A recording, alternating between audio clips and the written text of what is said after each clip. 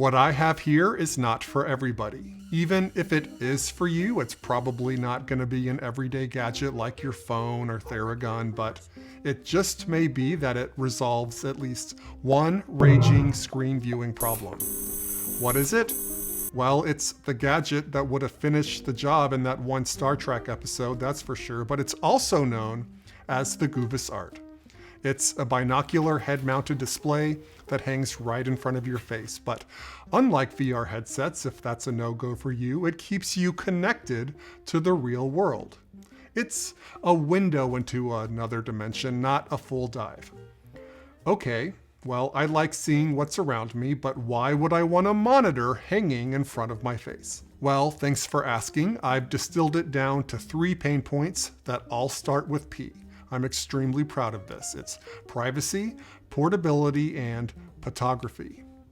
Those are the only P's. There are no more P's. Mind out of the gutter. Privacy. You need to get some work done in public, but strange, wandering eyes keep wandering towards your screen. Portability, both macro and micro. Macro. You want a big screen for work or play, but you're on a plane, train, or automobile, and your big monitor is a pain to move around and probably won't fit anyway. Micro, you want to work with a slightly different neck angle after hours of looking down, but your laptop screen is stuck down low. Photography. Okay, I cheated. More precisely, it's visibility. You're out taking videos in the middle of the day and your viewing screen is so washed out, reflective, and glare-ridden that you're just kind of guessing. At the same time, you're moving the camera down low and you can't see the viewing screen down there all that well without playing Twister. Anyway, if you thought you didn't have any problems, maybe I helped you find some. I'll end the review with a deeper dive into my personal experiences and whether any of my pain points were resolved. But first, let's get up close and personal with the Goovis Art, making sense of the design and functionality. The Art's field of view is 40 degrees and the screen follows your head as if it was glued to your nose. I was gonna do some cool graphic here, but there were some last-minute budget cuts. The Art's openness is a double-edged sword. You're not getting anything like the highest levels of visual immersion, but it makes it far easier to stay connected to the real world through your peripheral vision and directed glances. So you might just see that flying object off in the corner of your eye your wife just threw at you, giving you at least a chance. The Art uses a unique hanging design where the lenses float in front of your eyes, leaving enough space for glasses. To find your maximum clarity, you have 3 mechanisms built into the Art unit. First, this hinge, which assists in positioning for optimal viewing and for flipping the lenses out of the way for a quick, unobstructed view of the real world. 2, a diopter adjuster for each eye, supporting 0 to 3.5D in 0.25D increments, accommodating users with mild myopia, also known as nearsightedness. 3, also, as our heads come in all shapes and sizes, our interpupillary distance can vary by quite a bit. To help accommodate, you can adjust the IPD from 58 to 74 millimeters with these sliders. Consider using the free Glasses On app to measure your IPD to make sure you fall within the supported IPD range. The image is meant to virtualize a 110-inch screen at approximately 13 feet. There are 2 micro OLED screens, one for each eye. The resolution for each is full HD, so 1920 by 1080 pixels. Now, let's not stereotype 1080p. I know we all moved on to 4K a decade ago, but these low distortion aspheric lenses have a brag-worthy 4,496 pixel per inch or 55 pixels per degree pixel density. For reference, the Apple Vision Pro has a PPI of 3,386, so images are surprisingly sharp and avoid that dreaded pixelated screen door effect, which kind of kills it for me. The screen refresh rate is 60 Hz, which is perfectly fine for video and casual gaming, but not super exciting for serious gamers or those used to buttery smooth scrolling on their new phones and tablets. If you're into 3D content, you're covered, if it's formatted as side-by-side or SBS. I'll admit I didn't engage with a lot of 3D content nor 3D games. I did confirm it works. The video demos I watched looked very pronounced, even with the limited 40-degree field of view. This one with the snake was very scary. There are 4 controls on the unit I haven't mentioned yet: volume, brightness, 2D to 3D toggle, and an IPD slider lock. All very accessibly located on the top of the lenses. Conspicuously missing, however, are controls to adjust screen size or screen distance. Screen virtualized distance is completely locked at 4 meters, and window size is set by content aspect ratio. If you're mirroring your phone in portrait mode, for example, you're not going to use the full width of the screen, but it will stretch from top to bottom. Landscape content will typically fill the vast majority of the screen. So how do you get that sweet, juicy video into your Goovis Art? As you've been witnessing, the USB-C port right up here in the headband. The only USB-C cable I was able to fit in there was the one that came in the Art box. It has a strange, long, skinny head, unlike any other USB-C cable I have ever seen, so don't lose it. And Goovis try harder not to make connection standards practically proprietary.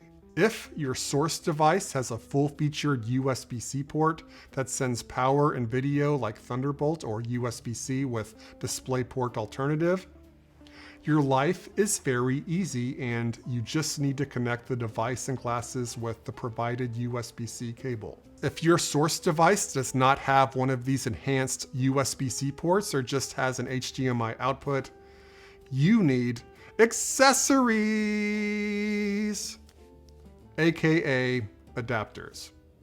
Goovis has one for HDMI devices, think cameras and streamers, and non-powered USB-C devices, think handheld gaming systems like the ROG Ally.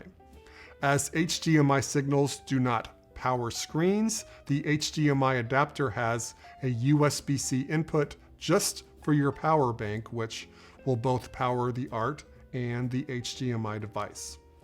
Goovis's USB-C adapter has a built-in power bank, so a little more elegant. If you want to use the Switch 2 out of its dock at your friend's house, you need the Virtue Pro Mobile Dock. Yes, they spelled their company name wrong. I used Goovis's HDMI adapter with my Sony a7R IV and the Pro Mobile Dock for the Switch 2. Both worked as expected, though the experience is made less fun and light when there's extra luggage. Moving on. Yes, the Art has speakers on the bottom of the headband, so audio fires down upon you from the heavens, which is kind of a cool Atmos-ish effect, but unfortunately, the sound is thinner than tracing paper. Abuelo returns when he's found his center. If you'd prefer the sound go through headphones, you have options. An incredibly tight 3.5mm aux out of the Art. Or you can connect headphones or speaker via Bluetooth directly to the source device.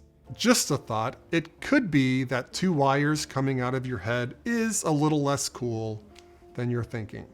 When audio is sent to the Art seems a bit random. My iPhone, Switch 2, and iPad sent audio to the Art. My Android phones played through the phone speakers. You may need to play with settings to get sound routed to your preference. This little sensor detects whether you're wearing the Art. If no body part is detected, the Art mutes audio and turns off the screen. It does not pause the content. If you're baking in the sun, the sensor may get confused and shut off the headset, even if you're wearing it. The fix is to tape a bit of tissue over the sensor. I know, I get it. Also, as the Art lenses are not completely enclosed, the image is less bright and vibrant when in the sun, though still way better than a normal screen. Okay, let's talk comfort. The Art's main body weight is 110 grams, which is less than 1/4 pounds, though the kind of backstrap you choose, and there are options, will impact the total weight. The generously sized, cushy forehead pad distributes and softens the weight of the hanging display. While there is nothing particularly uncomfortable about the device, it's not weightless, and the forehead takes the lion's share of the weight. A disadvantage of the provided default strap is that it's difficult to adjust while it's on your head, which has both comfort and lens positioning implications. The lenses need to be fixed in a very specific spot to avoid blur and abrasion. On the other hand, the provided strap is very thin and takes up hardly any space, keeping the rig more portable. The Goovis Zero Pressure Headband Holder 2.0, yes, a sexy name, is a distinct alternative. It's a far more bulky and luxurious option with a large, comfy oval pad. The advantages: a rear adjuster offering more stability along the X, Y, and Z axis, more effectively keeping the display exactly where it needs to be. The weight is distributed more evenly around the head, and it's just nice to have a comfortable cushion in the back. Okay, tough guy, like your pillow is a rock. Disadvantages: it's an extra $60. The size makes the whole rig more bulky and heavy. It can get moist if you're out in the sun, and if staying upright is too much work while watching your show, the adjuster in the back makes it less comfortable to lay your head down. All things considered, I almost exclusively used the zero pressure backstrap during the review, so I guess I found the trade-off to be well worth it. Okay, let's dig more into my experience. My truth. Gonna get this out there right away. Though the screen takes up just 40 degrees, the screen still came across as spacious and grand, particularly if you're locked in, focused on the content. A strategic screen/openness balance was achieved based on my experiences. Computer monitor. My verdict: both a qualified yes and a maybe once in a while for short bursts. The qualified yes case, using it as a sole monitor on a focused task. Most of my computer time is writing, which was a positive experience, in no small part because the text looks really sharp and the wire screen effect is decidedly absent. In those cases, when I wanted to look at the keyboard or mouse, the openness made it relatively painless, just required a glance down. Now, I'm a proficient no-look typer. I know, cool skill, simmer down, but if you have to constantly look at the keyboard to see where J is, this would not be the right setup for you, as it's a bit more difficult to see the screen and keyboard at the same time and will exacerbate typing shortcomings. Editing documents, punching out emails, reading articles worked just fine, and being able to move my head around, that micro portability I mentioned at the beginning of the video to avoid stiffness, was appreciated. To make text extra visible and sharp, I kept fonts big, which made windows like web pages too cramped if taking up, just half the screen. So I felt no urge to use just the headset for complicated tasks like video creation, where I'm dragging in assets from all over the place. Reality check. It's difficult to beat my three 42+ inch screens that cover over 180 horizontal degrees on the productivity front. Okay, what about using the Art as a secondary monitor? I think for a 10 to 20 minute task, the Art may make sense, where you need multiple windows and multiple monitors to get something somewhat complicated done, and you don't have a second monitor handy. The downer is having to lift your head to get the Art completely out of the way, but at the same time look down to see the full real-world screen. As I live in suburbia, drive everywhere, don't work in cafes, and avoid flying like the plague because it's kind of gross, and I'm 7 feet tall, so I do not fit in this chair. Cruel and unusual punishment. I'm not in many circumstances where I can't spread out with lots of monitors. If I had to regularly fly or be on the subway for an extended period of time to get work done, I could see using the Art for productivity far more often. Wearing weird gadgets on my head in public is not the big blocker for me. On the portability front, when you stuff everything into this provided carrying case, which can hold a surprising number of things, it becomes less backpack friendly than slipping in this slim portable monitor. This is just to say the Art is portable, not ultra portable. Watching video. I had fun. I took on the task to watch the Fast and Furious series, 24 years too late.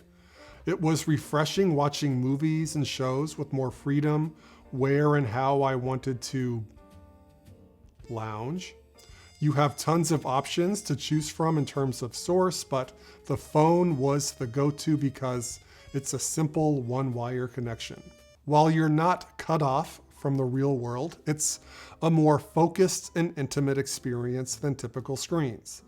The video looked very clear. I wasn't bothered by any strange motion artifacts, no issues around the edges as long as the lenses are properly positioned. The sound was not full enough for an authentic cinematic experience, so I typically opted for headphones if it was high quality scripted content. I'm not a gamer, I know it's a shocker, but if there's one game I have some competency in, it's Mario Kart. When I play online, I'm just like way below average as opposed to dead before hitting the ground. I got the Switch 2 for my birthday and had a thrilling time. I didn't even feel guilty, nope. It's for a review. The video, it's big, bright, sharp, smooth, even at 60 hertz, and colorful. It rivals my 120-inch screen back here in the basement. The response time from the controls felt no different than playing directly with the Switch 2 screen. While I simply don't have time to play video games with any kind of regularity, I suspect more regular gamers could really embrace this option, particularly if they're on the go and are accustomed to the big screen treatment. Full disclosure, the reason I accepted this product for review was for assistance with photography, videography during bright conditions. As I predicted, this product really hit the spot for this perhaps narrow but critical use case.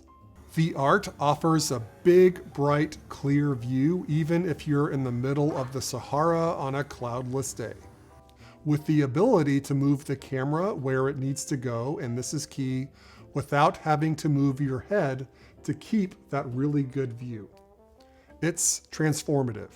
Even if your only camera is your phone, which has a better screen than your ILC, it can still get very washed out and blindingly bright from glare. I really loved the simplicity of connecting the Art to my phone with one wire before a shoot. Big reward, small effort. Last but not least, the Art is a big win for aerial videographers, drone flyers, particularly those flying via a small screen like this one or even just a phone screen. If you can get the view on your phone, you can get it on the Goovis Art, and you can pilot much more confidently with a big, bright, colorful image. And this is important while keeping enough open space to see the drones directly, which is critical and much easier than with a fully encompassing headset. Just speaking for a friend, it's much less likely you're gonna get it stuck in some nice lady's hair because the screen became almost impossible to see. Why didn't you use your Goovis Art headset? My final assessment. I'm going to start with a few requested tweaks. It can be difficult to position the Art just right so no part of the screen is cut off or distorted.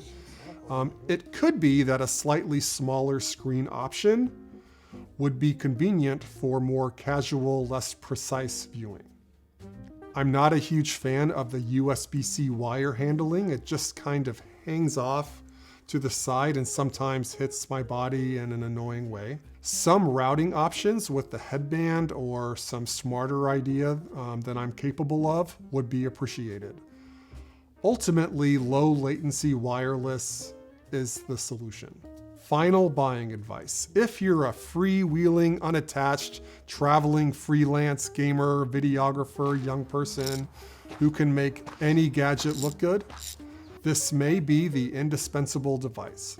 Otherwise, the Art is fairly simple and does what it's intended to do pretty well. So whether it's worth it really comes down to your needs. If it solves just one big problem you have, maybe that's sufficient. Maybe not. If you have a problem something like the Art may solve and you have no use for the open space, a more traditional VR-like form factor may be a better choice. Goovis sells those too, and there are lots of other options out there as well.